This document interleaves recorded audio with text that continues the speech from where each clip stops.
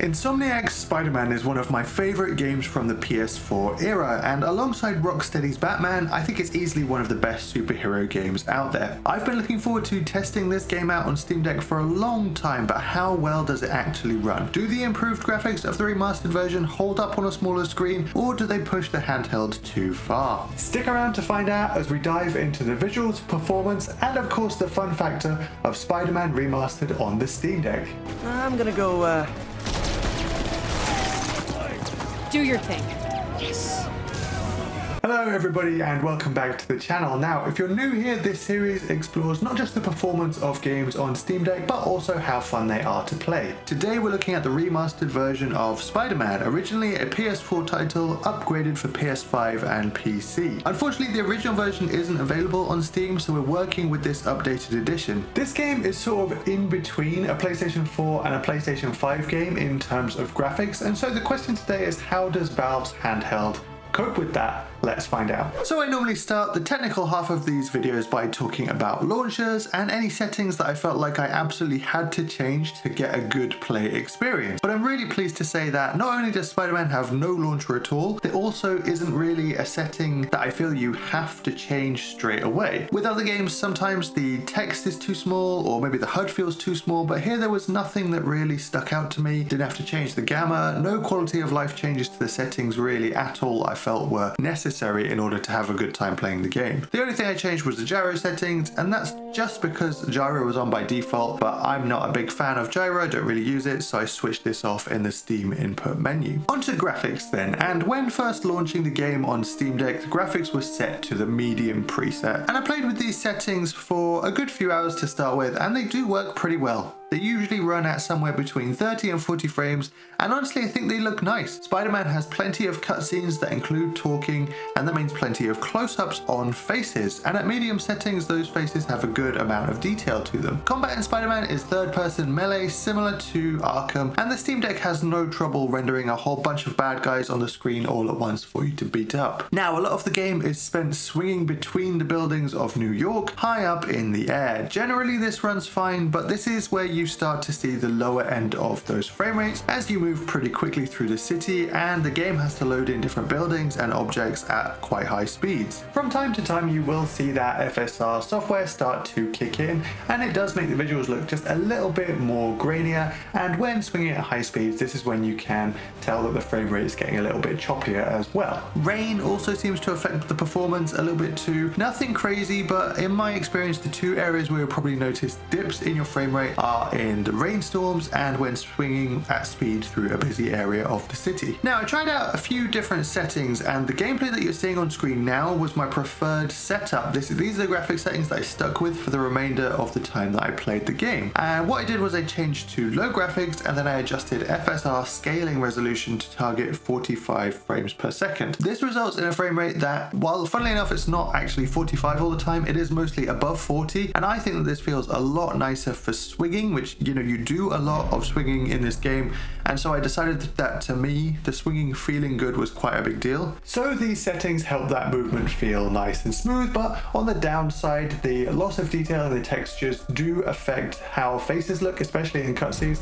and this felt like a bit of a problem for me. My personal preference is that the faces look better, especially I mentioned there are loads of cutscenes in this game. So I just changed one additional setting, which was upping the textures to medium, and this smooths out the faces, especially hair textures, and generally doesn't seem to impact the performance too much. Everything still runs mostly above 40. Yes, from time to time you'll get a drop into the 30s. You know, the rain again can impact things. Overall though, I think these settings are a really nice balance between traversal feeling smooth and the visuals still looking nice on that 1280 by 800 screen. So using these settings, I got about 2 to 2.5 hours of battery life, which is about normal for this type of game. It's what I'd expect, and actually I think that's plenty for me.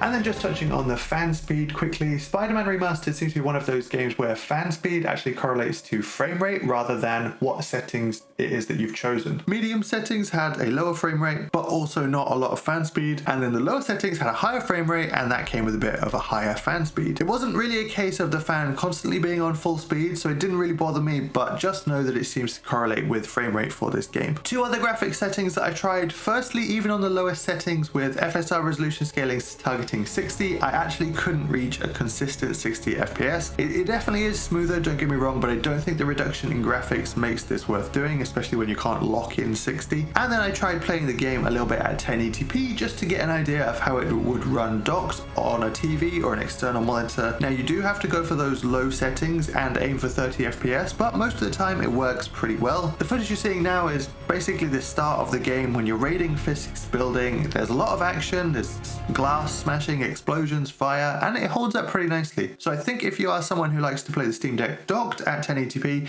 this game will work pretty well if you're happy to play 30 FPS most of the time. Now there's one other thing on the graphics settings that I wanted to give you sort of a warning about actually, and that is ray tracing. Now I didn't really expect ray tracing to work, I didn't expect the performance to be very good, but I thought I'd turn it on and record some gameplay footage, you know, as part of the video, just checking out all the different aspects of performance. But actually toggling it on completely crashed the game for me. You get this warning that pops up about the video memory being full and then the game just doesn't work anymore. This was annoying, I thought, but no big deal. I'll just close the game and relaunch. But actually it was a bigger problem than I thought, because from that point, whenever I tried to launch the game, you basically straight away get the same error and crash. It doesn't even let you get to the main menu in order to change the settings and toggle ray tracing back off again to fix it. So it actually took a bit of Googling to fix this, and in the end the way I resolved it was by turning on developer mode in the Steam Deck settings and then going into the Steam settings for the game. And once you've got developer mode on, there's a new specific developer settings per game option that appears, and in there you can delete the Proton files. And it was only after I did this that I was able to relaunch the game and make it all the way back in. The reason that this fixes the problem is that it resets the graphics settings, so if you did have them set to something other than default, you'll have to go in and change them back again. So just a warning there, be careful with that ray tracing button. Now normally I like to talk about sleep mode on the Steam Deck when I'm doing a video like this, just because I like that feature so much.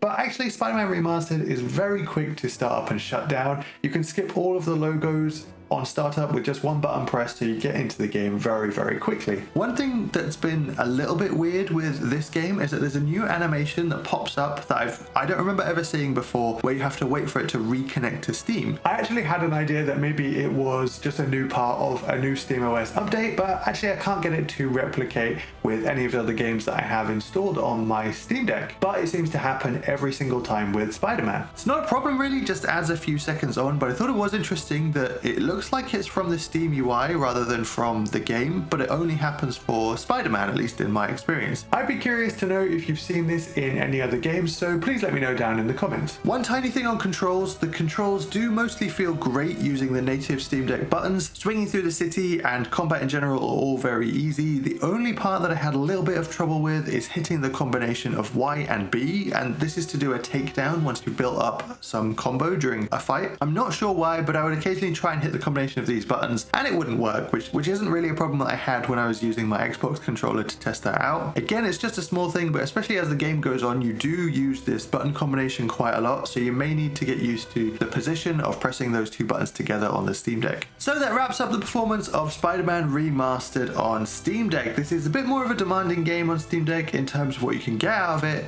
It won't run very well on high settings, and on the other side of things, you can't get 60 FPS even on the lowest settings, but there are a few nice places in the middle that I think you can get a good mix of performance, graphics, and battery life, similar to something like Ratchet & Clank Rift Apart, which is another PS5 game that came over to Steam. It would definitely run better on a home console, but the trade-offs aren't too drastic to get this game running on a handheld console, and I still think it looks great on that smaller screen. I would be very happy to do a whole playthrough of Spider-Man Remastered on the Steam Deck. So is Spider-Man Remastered any fun to play? Now, I will admit that I am biased going into this video. I knew it would be when I started to make it. The Spider-Man games by Insomniac are some of my favorites of all time. If you've been watching the channel for a little while, then you probably know that Spider-Man Miles Morales and Spider-Man 2 are my only two platinum trophies on PlayStation, just to give you an idea of how much I like them. So I think everybody should play these games however they can. But I will just spend a few minutes talking about why you might or might might not like to play this game. In this version of Spider-Man, Peter Parker is already very established as New York's street level hero. The game starts off with you taking on a big raid on Wilson Fisk's building and putting him behind bars, and this is an operation which you learn has been in the works for a long time now. He doesn't go quietly though, and as you're arresting him he screams about how he's been keeping the darkness in the city at bay, and from there things do take a turn for the worse in New York. A new gang of demon masks terrorists appears, new organizations surface, and villains make their move, and it's up to you as Spidey to stop them all. So in general, I think that most people can and will have a good time with Spider-Man Remastered, but there are a couple of groups of gamers that I think will either really lean into it or maybe will be put off a little bit. If you've played the Arkham games and you didn't like them, and maybe in general you don't like superheroes, then I'm not sure this game will change your mind. It does do a few things that are different, but I don't know if they're enough to counter all of that stuff that you might not be a fan of. On the other hand, if you do like those types of games, then this could be right up there for you. My second point along this train of thought is that it being a Sony game means that they also lean into those big dramatic action set pieces. Now I really like this cinematic style. You know, about a third of the way into the game there's an awesome scene with a helicopter that I enjoyed a lot. It's very dramatic, very cinematic. But I know that not everyone gets into this sort of theme park ride style of story that some Sony games, like, you know, think Uncharted, that's not necessarily for everyone. And there's also a heavy focus on story. Now, if all of this sounds good to you and somehow you've not actually given this game a try yet, then I think you probably will have a new favorite on your hands. I find it so fun swinging around the city, taking down bad guys, seeing the story pan out, and, you know, how Insomniac have put their own spin on these classic Spider-Man heroes and villains. There's one character in particular that hasn't become who he's going to be yet, but if you're a fan of Spider-Man, you know who he's going to be, and every time you interact with this character you can see the direction that it's going, and it is exciting knowing who he is, and you're sort of waiting for that moment, you're anticipating it, but you know, there's a tragedy around it.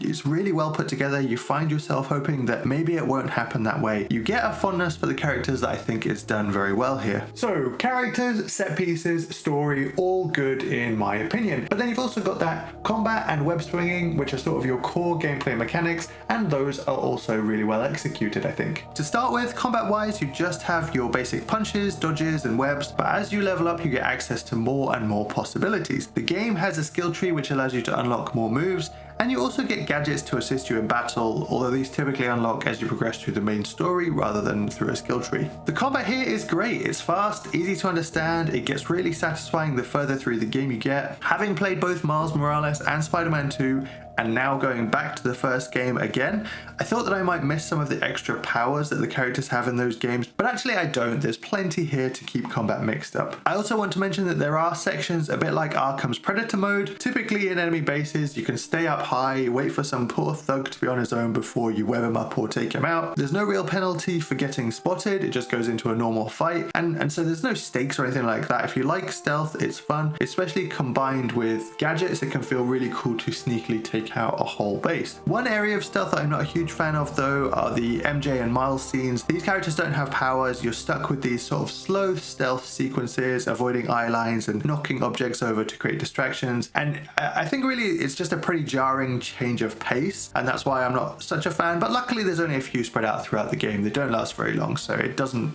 completely ruin the experience. It's just not my favorite. Now on to traversal, and the Spider-Man games are probably the only games where I actually don't really ever fast travel, and that's just because the way that you move, the web swinging, is just so satisfying and fun to do. Like combat, it also has some options in the skill tree, so once you've got some practice in and unlocked a few more of these perks, you can zip around New York like a pro. The unlocks here tend to help you go faster, getting from point A to B, and when you've got some speed going, it feels great. I want to tie this into one of the other things that I want to talk about in this video, which is all of the side activities in the game. Now, New York is a pretty large map. There's loads of different missions that you can carry out. There's towers that reveal sections of the map, pigeons to catch as they fly around buildings, photo locations, backpacks to pick up, and more. Usually in games, I don't really bother with this stuff. I'll often do the main story and leave it there, but with these Spider-Man games, I'm so much more inclined to do them, and I think it's because of the swinging mechanic. In other games, you see all these points of interest on the map, and you know you've got to do a lot of traveling. In most games, this usually involves maybe walking, running,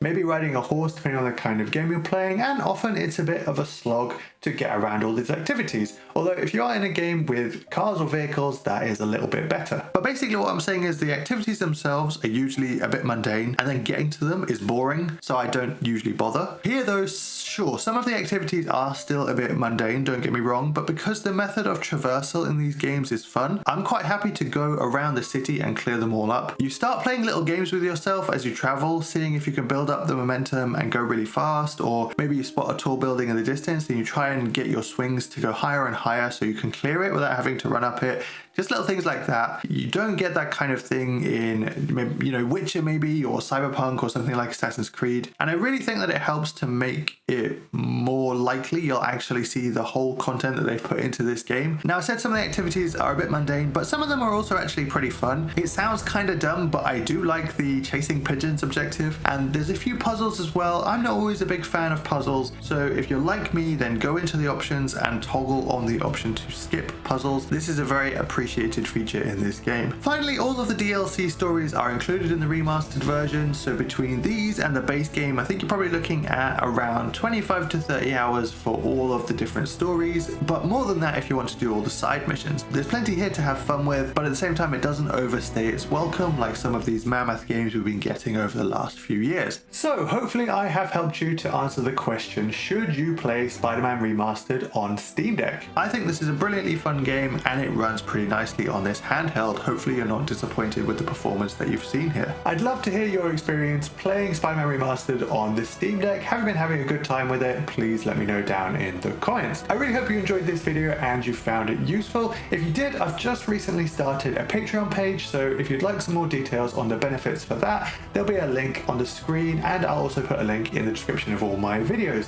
Thank you so much for watching, and I'll see you in the next one.